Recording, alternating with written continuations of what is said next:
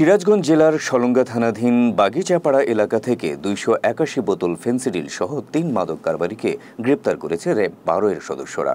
ঢাকা রংপুর মহাসড়কের মাদক বিরোধী অভিযান পরিচালনা করে তাদের গ্রেপ্তার করা হয়। গ্রেপ্তারকৃতদের সঙ্গে মাদকদ্রব্য বহনের কাজে ব্যবহৃত ভুট্টা বোঝাই একটি ট্রাক, 4টি মোবাইল ফোন ও নগদ ৩,৬০০ টাকা জব্দ করা হয়। র্যাবের অভিযানে গ্রেপ্তারকৃত আসামিরা হলেন মোহাম্মদ মফিজুল ইসলাম, মোহাম্মদ রবিউল ইসলাম এবং মোহাম্মদ সুমন মিয়া।